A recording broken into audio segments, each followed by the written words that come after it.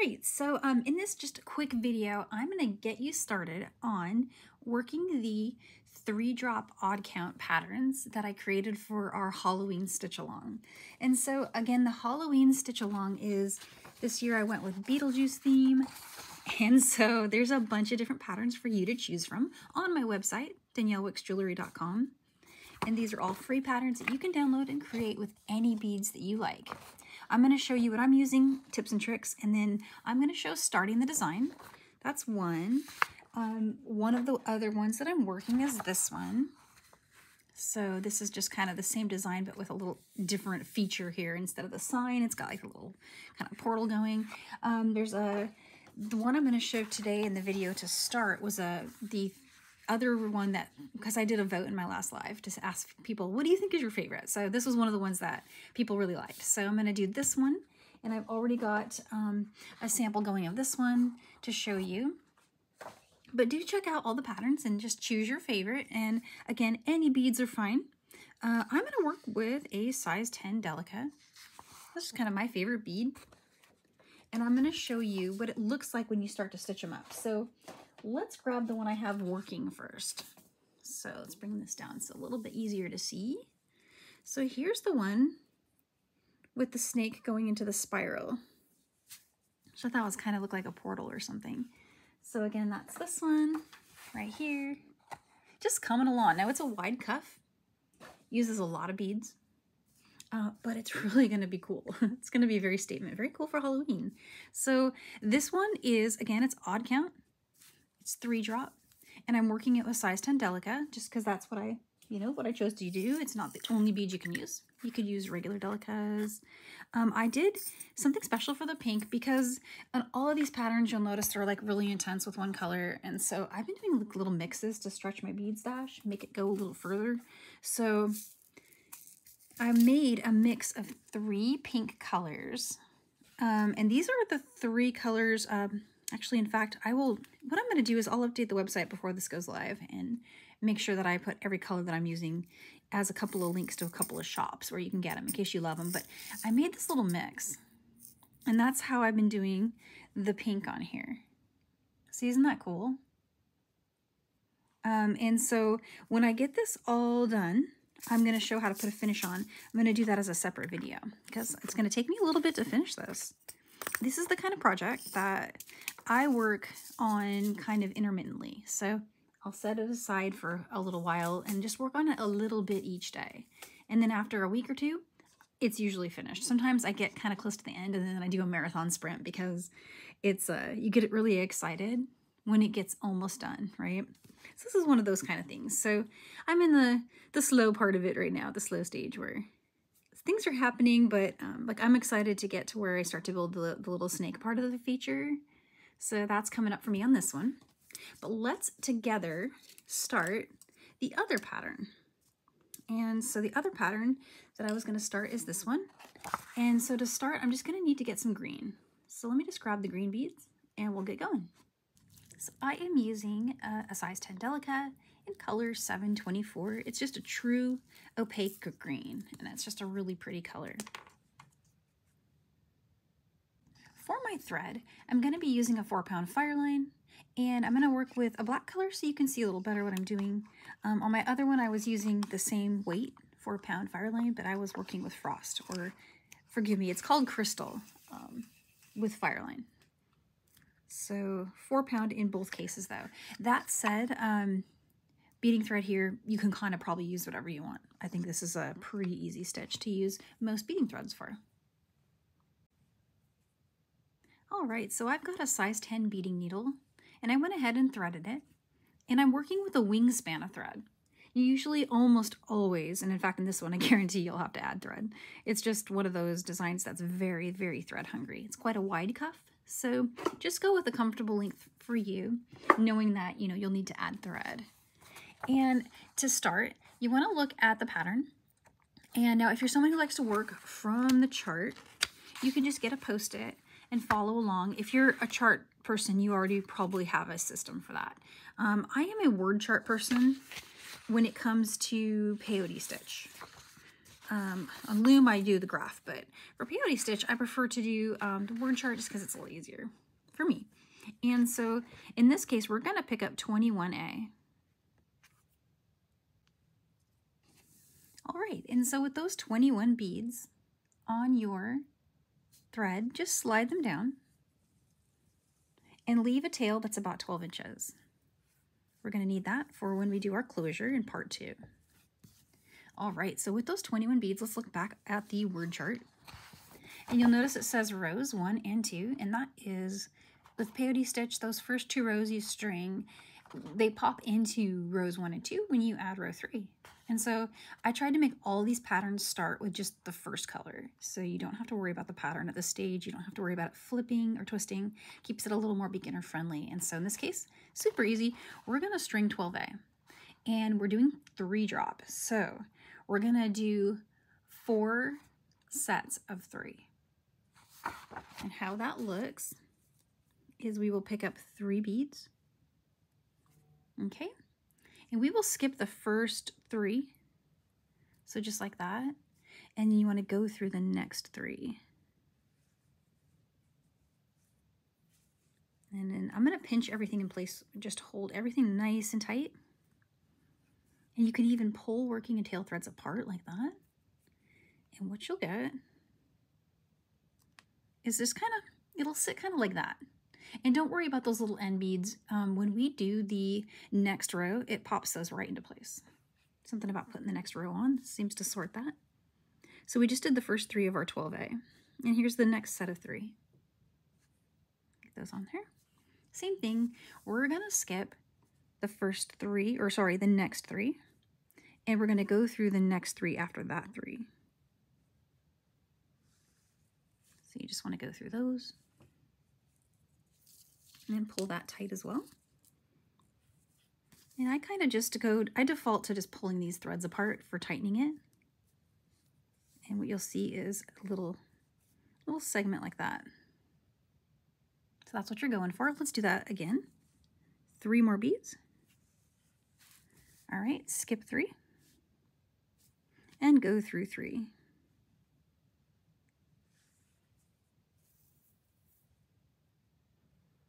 And so we've done 9 beads so far, but we know from the pattern we need to do 12. We've only got 3 beads left. This is where the odd count comes in.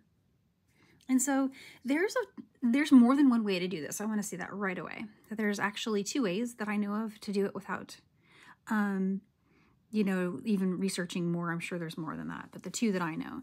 And both of them, they both work interchangeably. I'm going to show you one of them. And it's kind of the one that I default to. And then I'll explain the pros and cons of it and see if you don't like that one, there's another way you can do it, and just know that either way is good. Okay, so what I do is I'll go ahead and go through the next 3. So I'm doing this before having strung the last 3 for my row, right? So I'm going to go through these beads here and then just pull that all the way through. Okay. And I'm going to pick up the 3 beads that are needed to finish my row 3. And what I'm going to do is just take a look right here, and you see that we've gone through a total of 6 beads right here. I'm going to skip the first 3, and I'm going to go back through the next 3. And I'm going to try to keep everything tight while I do that, but to get through it, you might have to loosen it a little. And often what I'll do is I'll get my needle through, and then just right before, I'll grab these threads over here and just tighten them down again. See? And then to hold them in my hand, and then just pull that through. All right. And so that puts your thread exiting from here. Our tail is marking row 1, so that's nice and handy. And all we need to do now is we need to get ourselves exiting out of this stack of 3, headed that way. In order to do that, we just need to make a nice turn. And as you get going in this stitch, it's possible to do this in one swoop. I'm doing it in, you know, very deliberate sets of 3 right now, just for clarity, but just keep in mind, it won't always it looks like it takes a long time. But when you get going, it's quick because we swoop through. And I'll demo that too. But what I do is I go through the next stack of 3, and notice that we have a choice. We could either go with one or the other. It actually doesn't matter, but I tend to default to the one in my right hand, the one closest to my right hand. And I don't know why I do that, but I do. And then what I'll do is I'll go through this bead here, these 3. We're treating them as one bead, remember? And then you can get through the next set of 3 here. So just like that. Pull that. And last but not least, you want to head through the one that your tail is exiting. So go through that one. All right. And then keep that tail out of the way. Make a turn. And go through the 3 beads. And now you're set up to do row 4. And so row 4, you'll notice for row 4, it's gone down to a count of 9. And that's because in an odd count scenario, you're always adding 1 less bead than the other rows. So every other row will have 1 less bead, but keep in mind, we're working in 3 drop. So it's showing 3 less bead, but we're treating these beads as 1. So it's really just going up and down by 1 bead. So here we're just gonna do a total of 9, which is essentially 3 sets of 3. So just keep going.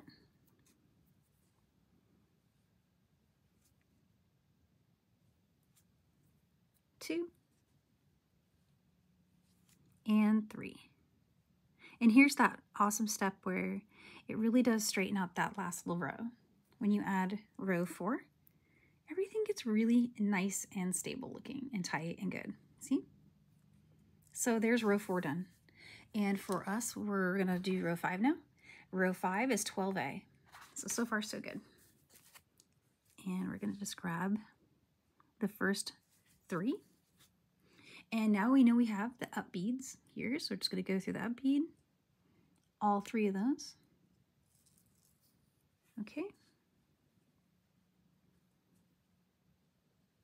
There's that.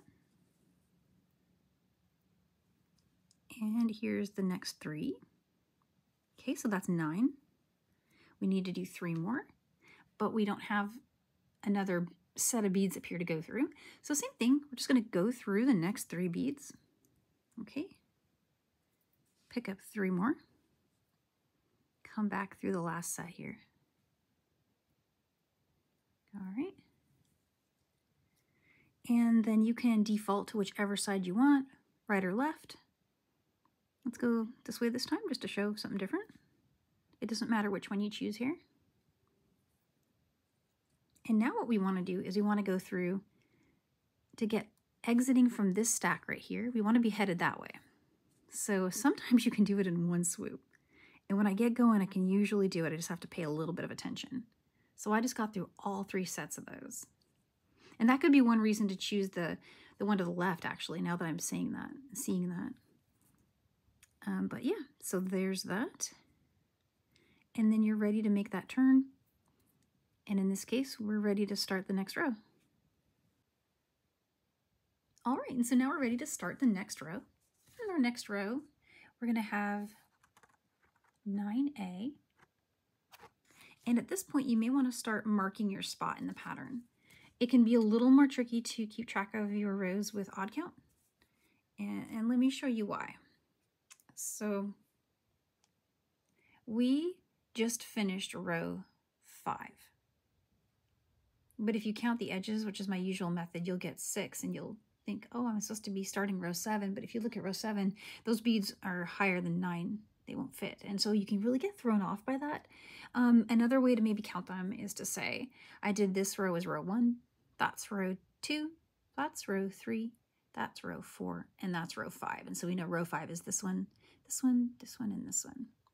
But if you use my other method, which is 1, 2, 3, 4, you'll get thrown off. So just marking it, I think, is the best way. I have a magnetic board, guys. I don't know if I've ever shown this before in my own lives. But this is kind of like a random thing that I use. It's a magnet ruler on this like board. And it came with a little like printer toy that I had.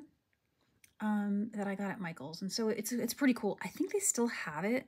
I mean, if you search "We Are Memory Keepers" and just type in like printmaker magnetic board, you can find it that way. But then I think there are other like designers and sellers that have stuff like this out there.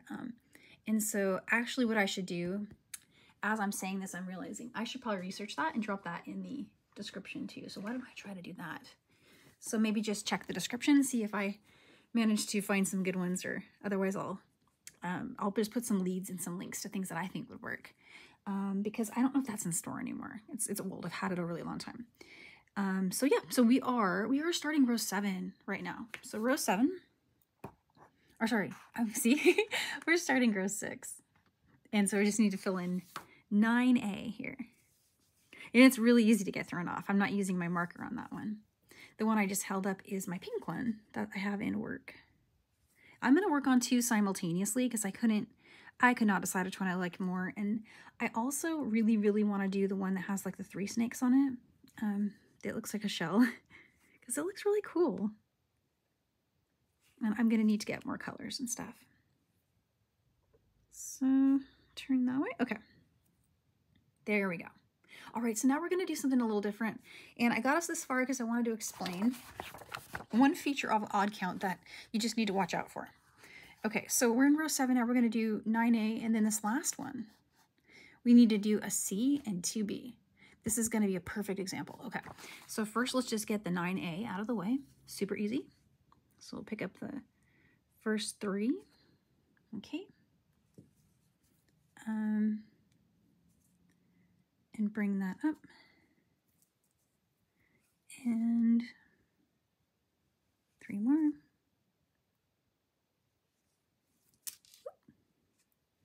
My thread keeps hooking because it's so long. It's hooking on the corners of my bead mat and just like flinging itself into the moon. Sorry about that. It's done it more than once and it just keeps doing it. But here we go. So here's the next set of 3. So that gives us our 9A that the pattern calls for. And we know that we're not going to have space for, we're not going to have beads to go into for the next, add. So, and you can do this in one swoop. You can carry on through here and then just go through the next one. And now I want to show you something really quick. So you see we just did the 9A, and now we need to do a C and 2B. The order in which the pattern tells you to put those is C, okay, so that's this color, and 2B. But we're heading this direction. We're headed that way. So unfortunately, we have to think through that. I'm going to show you one other method for doing odd count that doesn't reverse your direction before adding the bead, in case that helps anyone. But I feel like that method takes longer to do the maneuvering, but it's maybe worth it to avoid this confusion. But so in this case, we need to pick up 2B and then the C. So I'm hoping that makes sense. That's why odd count is, it's definitely something that I avoid designing whenever possible, but for these particular patterns and the closure I have in mind, it works. So again, this is 2B and 1C.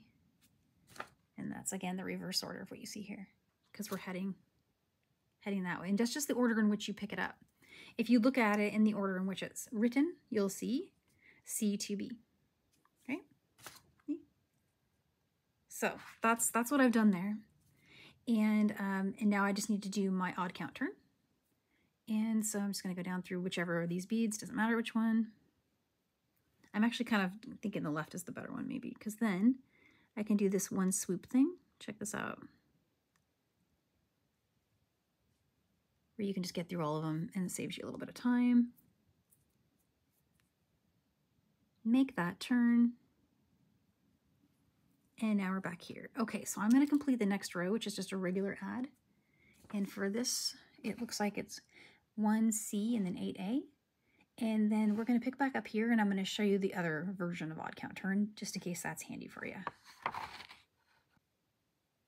All right, so I'm working on the next row, which is, for us, it's row 9. So I did the first 6A, and the pattern calls for 9A in row 9. So I'm about to add the next 3 for a total of 9A. And now I'm ready to do the odd count turn. And I've got the same dilemma that we had in the last one, which is I need to do a C and then 2B in the order that way, right? So again, I could continue to do the turn the way I've been showing it, which is you from here would carry on through these 3 beads, right? And then string them back in reverse. And so you just got to do that mental exercise every time. If that is not fun, or it's causing errors a lot and you find you're pulling your work out and going back a lot, you could do it this way. So you can pick up the beads in the order in which they are written, which for us, let's take another look again, just in case I'm messing up. 1C and 2B. So 1C and 2B, which are these colors here. Okay. And then just slide that down and you'll see what happens here. I strung them in the order they're written. They're going on in the order they're supposed to, but I don't have any way to connect. And that's just, that's okay, because there's another version of odd count turn. You can go back down through those 3, and it'll happen kind of naturally for you, especially if you're working with my size 10 delicas, is you can just go through all those beads. See those 6 beads I went through?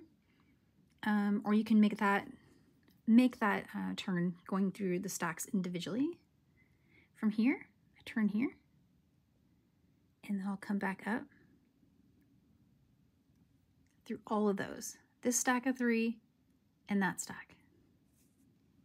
Pull tight. Make the turn and head back in that direction. Okay. So there's another way you can do it. And last but not least, I want to show, we just finished this row here. Okay, that was 9. Here's row 10. Here's what I call a split. So unfortunately, this pattern, you know, software that I am using, it does not break the multiple drop count peyotes into segments of 3. It just gives you the total in every row. So in the order in which they're strung. And so I know I do 1C, but I have to do 3 beads, you know, for my first bead. So I'm going to do 1C, 2A, and then carry the difference. So I'll do 6A later, right? 3 and 3. So one of the ways I do it is I just count in my head. So I'll pick up 1C, okay? And then I know I need to get a total going of 8A. So what I'll do is I've got my 1C here, and I'll just go over here and count 1, 2, all right, of my color A. And then I'll do this, 3, 4, 5. Put that one on. 6, 7, 8. And now I know I've got my 8. And so splitting and carrying the difference from larger counts is another thing you want to watch out for in a 3-drop like this. And that's true for even and odd count 3-drop patterns. That's always going to be something you run into. If you know of a program that will split these for me, I've tried actually doing it manually in Excel, but the result isn't very clean. I have to sit there and manually go in and put the parentheses. So I have in the past done that manually before. It takes hours. And, you know, it's a free pattern. So I figure I'm putting it out there, you know, in a way that I believe is still really workable. But I just wanted to say that if you know of a program, do tell me, because I am on the lookout for something that can do that. I'm sure it's absolutely possible to do it in a much more efficient way than all the ways I've been doing it. And so the next rows, you know, we're just going to carry on like these. So I'm going to finish my bracelets. I'm going to finish this one, and I'm going to finish this one at least. I might do another one in addition to that. And if you meet me back here next Monday, so today is September 16th, 2024. And hopefully by our next Monday class, I'll have a version going of this that is finished, at least one of them. And I'm going to show you putting on a finish or a closure. So that is going to be a really fun next technique workshop, part 2 for this one. So I will see you then, and thank you for tuning in today. If you have questions, drop them in the chat. I will answer as soon as I can. All right, happy beading, guys. Bye.